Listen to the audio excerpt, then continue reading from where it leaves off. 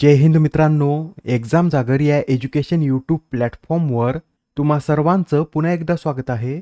मित्रांनो, या आधीच्या सत्रामध्ये तुमच्यासाठीचा प्रश्न होता, न्यूयॉर्क इंडियन फिल्म फेस्टिवलमध्ये सर्वोत्कृष्ट अभिनेत्रीचा पुरस्कार कोणी पटकावला? या प्रश्नाचं योग्य उत्तर आहे पर्याय क्रमांक 4 म्हणजे सान्या मल्होत्रा यांनी न्यूयॉर्क इंडियन फिल्म फेस्टिवलमध्ये सर्वोत्कृष्ट अभिनेत्रीचा पुरस्कार पटकावला आहे. त्यांना हा पुरस्कार त्यांच्या मिसेस या चित्रपटातील त्यांच्या अभिनयासाठी देण्यात आला आहे. आजच्या सत्राचा पहिला प्रश्न पहा. ऑल इंडिया टेनिस असोसिएशनचा दिलीप बोस जीवन गौरव पुरस्कार कोणाला जाहीर झाला आहे? कोणता पुरस्कार आहे? तर दिलीप बोस जीवन गौरव पुरस्कार व हा पुरस्कार रोहिणी लोखंडे यांना जाहीर झाला आहे. मित्रांनो, या वर्षीपासूनच ऑल इंडिया टेनिस असोसिएशनद्वारे महिला प्रशिक्षकांना हा दिलीप बोस जीवन गौरव पुरस्कार देण्यात येत आहे व पहिलाच पुरस्कार रोहिणी लोखंडे यांना जाहीर झाला आहे. रोहिणी लोखंडे यांच्याविषयी सांगायचं झालं तर नॅशनल इन्स्टिट्यूट ऑफ स्पोर्ट्समधून पात्र ठरणाऱ्या त्या पहिल्या महिला टेनिस प्रशिक्षक आहेत. बरं, पुरुषांसाठीचा हा दिलीप बोस जीवन गौरव पुरस्कार कोणाला जाहीर झाला आहे? तर पुरुषांसाठीचा हा दिलीप बोस जीवन गौरव पुरस्कार प्रशिक्षक नरसिंग यांना जाहीर झाला आहे. बरं, या पुरस्काराची स्थापना कधी करण्यात आली? तर 2002 मध्ये या पुरस्काराची स्थापना करण्यात आली आहे. तेव्हापासून मागच्या वर्षीपर्यंत हा पुरस्कार फक्त पुरुष प्रशिक्षकांनाच देण्यात येत होता व या वर्षीपासून हा पुरस्कार महिला प्रशिक्षकांना सुद्धा देण्यात येत आहे. या पुरस्कारामध्ये किती रोख रक्कम देण्यात येते? तर 50,000 रुपये इतकी रोख रक्कम या पुरस्कारामध्ये देण्यात येते. बरे, दिलीप बोस कोण होते? तर हे एक भारतीय व्यावसायिक टेनिसपटू होते व 1949 मध्ये पार पडलेल्या पहिल्या आशियाई चॅम्पियनशिपचं त्यांनी विजेतेपद पटकावलं होतं. नेक्स्ट क्वेश्चन पहा. भारतातील पहिली खगोल पर्यटन सभा ही कोणत्या राज्यात आयोजित करण्यात आली? तर भारतातील पहिली खगोल पर्यटन सभा ही उत्तराखंड या राज्यामध्ये पार पडलेली आहे. मित्रांनो, खगोल पर्यटनाला चालना देण्याच्या उद्देशाने 1 आणि 2 जून रोजी नक्षत्र सभा या नावाने भारतातील पहिली खगोल पर्यटन सभा पार पडलेली आहे. मित्रांनो, याआधी सुद्धा काही प्रथमच घटना घडलेल्या आहेत, त्या सुद्धा आपण एकदा रिवाइज करून घेऊया. उत्तर भारतातील पहिली फिनटेक सिटी उत्तर प्रदेशमध्ये निर्माण करण्यात येत आहे. भारतातील पहिला बहुउद्देशीय हरित हायड्रोजन प्रकल्प हिमाचल प्रदेश.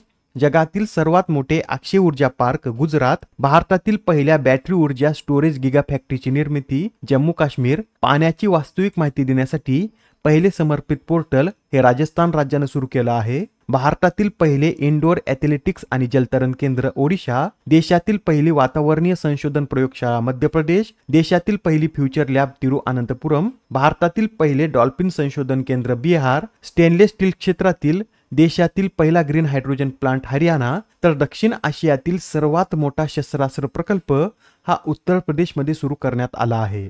प्रश्न क्रमांक 3. संयुक्त राष्ट्र सुरक्षा परिषदेचे नवीन अस्थायी सदस्य म्हणून खालीलपैकी कोणते देश निवडून आले आहेत? नुकतेच आता संयुक्त राष्ट्र सुरक्षा परिषदेमध्ये 5 अस्थायी सदस्यांची निवड झाली आहे आणि ते देश कोणकोणते आहेत? तर यामध्ये पाकिस्तान, सोमालिया, पनामा, डेन्मार्क आणि ग्रीस या 5 देशांचा समावेश आहे. हे जे 5 देश आहेत हे जपान, माल्टा, मोझांबिक, इक्वेडोर आणि स्वित्झर्लंड या देशांची जागा घेतील. हे जे जपान, माल्टा, मोझांबिक, इक्वेडोर आणि स्वित्झर्लंड देश आहेत यांचा कार्यकाळ 31 डिसेंबर 2024 रोजी संपणार आहे. त्यानंतर हे नवीन देश 1 जानेवारी 2025 पासून पुढील 2 वर्षासाठी संयुक्त राष्ट्र सुरक्षा परिषदेचे अस्थायी सदस्य म्हणून कार्य करतील. येथे हा पॉईंट सुद्धा लक्षात ठेवा. संयुक्त राष्ट्र सुरक्षा परिषदेत अस्थायी सदस्यांची नियुक्ती 2 वर्षांसाठी केली जाते. बरे, हे जे संयुक्त राष्ट्र सुरक्षा परिषद आहे यात एकूण किती सदस्य असतात? तर यात एकूण 15 सदस्य असतात. यापैकी 5 स्थायी तर 10 अस्थायी सदस्य असतात. 5 स्थायी सदस्यामध्ये US, UK, फ्रान्स, रशिया आणि चीन या देशांचा समावेश आहे. या 5 देशांकडेच वेटो पॉवर आहे. म्हणजेच एखाद्या प्रस्तावाला या 5 देशांपैकी एकाही देशाने जर विरोध केला तर तो प्रस्ताव पारित होऊ शकत नाही. बरं, आपला भारत आतापर्यंत किती वेळा संयुक्त राष्ट्र सुरक्षा परिषदेचा अस्थायी सदस्य बनला आहे? तर भारत आतापर्यंत 8 वेळा संयुक्त राष्ट्र सुरक्षा परिषदेचा अस्थायी सदस्य बनला आहे. प्रश्न क्रमांक 4. खालीलपैकी कोणते पाणथळ स्थळ हे रामसर यादीत स्थान मिळवणारे भारतातील 82वे स्थळ ठरलं आहे? या प्रश्नाचं योग्य उत्तर आहे पर्याय क्रमांक 4 म्हणजेच नकटी पक्षी अभयारण्य हे रामसर यादीत स्थान मिळवणारे भारतातील 82वे स्थळ ठरलेलं आहे. मित्रांनो, नुकतेच आता बिहारमधील 2 स्थळांचा समावेश हा रामसर यादीत करण्यात आला आहे. त्यामुळे आता भारतातील रामसर स्थळांची संख्या ही 80 वरून 82 इतकी झाली आहे. बरं, भारतातील 81वावे रामसर स्थळ कोणतं आहे? तर नागी पक्षी अभयारण्य हे भारतातील 81वावे रामसर स्थळ आहे. आणि हे जे नागी पक्षी अभयारण्य आहे हे बिहारच्या जमुई जिल्ह्यात 791 हेक्टरमध्ये पसरलेलं आहे. व नकटी पक्षी अभयारण्य या नागी पक्षी अभयारण्याजवळच 332 हेक्टरमध्ये पसरलेलं आहे. व ही जी दोन्ही स्थळं आहेत ही मानवनिर्मित स्थळं आहेत. रामसर कराराविषयी हे सुद्धा नोट करून घ्या. रामसर करार हा 2 फेब्रुवारी 1971 रोजी इराणमधील रामसर येथे करण्यात आला होता आणि हा करार 21 डिसेंबर 1975 पासून लागू झाला आहे. बरं, आपल्या भारताने या करारावर कधी स्वाक्षरी केली? तर 1 फेब्रुवारी 1982 रोजी भारताने या करारावर स्वाक्षरी केली आहे. व सध्या आता भारतात 82 रामसर स्थळे आहेत. बरं, भारतात सर्वाधिक रामसर स्थळे हे कोणत्या राज्यात आहेत? तर तामिळनाडू या राज्यात भारतातील सर्वाधिक 16 रामसर स्थळे आहेत. प्रश्न क्रमांक 5. आरबीआयने सलग कितव्यांदा रेपो रेट हा स्थिर ठेवला आहे? तर आरबीआयने सलग 8व्यांदा हा रेपो रेट स्थिर ठेवला आहे. मित्रांनो, मौद्रिक धोरण समितीद्वारे हा रेपो रेट ठरवण्यात येतो व यंदा 6 पैकी 4 सदस्याने रेपो रेट स्थिर ठेवण्याचं समर्थन केलं आहे. त्यासाठी आता आरबीआयने 8व्यांदा रेपो रेट स्थिर ठेवला आहे. बरं, सध्याचा रेपो रेट किती आहे? तर 6.5% इतका सध्या रेपो रेट आहे. याबरोबरच हे सुद्धा नोट करून घ्या. सध्या बँक दर हा 6.75%, fix reserve repo rate 3.35%, CRR 4.50%, तर SLR हा 18% इतका आहे. इथं आरबीआयचा उल्लेख आला आहे. तर आरबीआय बँकेची स्थापना कधी करण्यात आली होती? तर 1 एप्रिल 1935 रोजी आरबीआय बँकेची स्थापना करण्यात आली होती. याचं राष्ट्रीयकरण 1 जानेवारी 1949 रोजी करण्यात आलं होतं व सध्या आरबीआयचं मुख्यालय मुंबई या शहरात स्थित आहे. प्रश्न क्रमांक 6. नुकत्याच पार पडलेल्या 18व्या लोकसभेत किती महिला निवडून आल्या आहेत? तर आता 18व्या लोकसभेत एकूण 74 महिला निवडून आलेल्या आहेत. 17व्या लोकसभेमध्ये 78 महिला निवडून आल्या होत्या, पण यंदाच्या लोकसभा निवडणुकीत यात घट होऊन 74च महिला निवडून आलेल्या आहेत.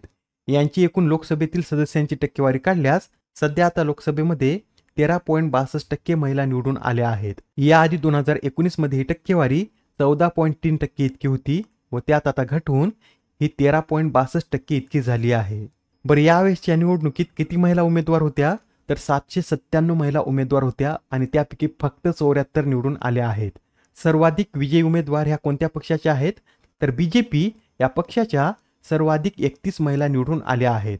इतर पक्षामध्ये काँग्रेसच्या 13, तृणमूल काँग्रेसच्या 11, समाजवादी पार्टीच्या 5, द्रविड मुन्नेत्रम कळगमच्या 3, तर जनता दल युनायटेड आणि लोक जनशक्ती पार्टीच्या 2-2 महिला निवडून आल्या आहेत. मित्रांनो, कोणत्या पक्षाच्या किती महिला निवडून आल्या आहेत हे सुद्धा नोट करून घ्या. एक्झाममध्ये आपल्याला असा सुद्धा प्रश्न विचारला जाऊ शकतो. आता या प्रश्नाचं उत्तर तुम्ही कमेंटमध्ये द्या. यावरच आधारित आपण अजून एक प्रश्न पाहूया. 18व्या लोकसभेत सर्वाधिक महिला या कोणत्या राज्यातून निवडून आल्या आहेत? अत्यंत महत्त्वाचा प्रश्न आहे. 18व्या लोकसभेत सर्वाधिक महिला या पश्चिम बंगाल राज्यातून निवडून आल्या आहेत. पश्चिम बंगाल या एकट्याच राज्यातून 11 महिला निवडून आल्या आहेत व या 11 महिला तृणमूल काँग्रेसच्या सदस्य आहेत.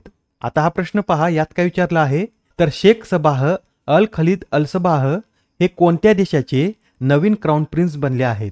तर हे जे शेख सबाह अल खलीद अल सबाह आहेत हे कुवेत या देशाचे नवीन क्राऊन प्रिन्स बनले आहेत. ज्या व्यक्तीला क्राऊन प्रिन्स बनवलं जातं तीच व्यक्ती पुढे जाऊन प्रिन्स बनत असते. म्हणजेच हे जे शेख सबाह अल खलीद अल सबाह आहेत हे पुढे जाऊन कुवेत या देशाचे प्रिन्स बनतील. आजच्या सत्रामधील शेवटचा प्रश्न पहा. दरवर्षी जागतिक महासागर दिन हा कधी साजरा केला जातो? तर हा जो जागतिक महासागर दिन आहे हा दरवर्षी 8 जून रोजी साजरा केला जातो व पहिल्यांदा हा दिवस 2009 मध्ये साजरा करण्यात आला होता. बरं, यावेळेस या दिवसाची थीम काय आहे? तर आवेकन न्यू डेप्थ अशी यावेळेस या दिवसाची थीम आहे व यात ॲक्शन थीम म्हणून catalysing action for our ocean and climate या थीमची निवड करण्यात आली आहे. आजच्या सत्रामधील तुमच्यासाठीचा प्रश्न पहा. भारत कोणत्या देशाच्या साथीने तृष्णा या उपग्रहाची निर्मिती करत आहे? आता या प्रश्नाचं उत्तर कमेंटमध्ये देण्याचा प्रयत्न करा. उत्तर चुकलं तरी काय हरकत नाही, कारण ज्यावेळेस तुम्हाला या प्रश्नाचं योग्य उत्तर माहित होतं त्यावेळेस हा प्रश्न तुमच्या दीर्घकाळापर्यंत लक्षात राहतो. तर आता पुढच्या सत्रामध्ये पुन्हा भेटूया. धन्यवाद.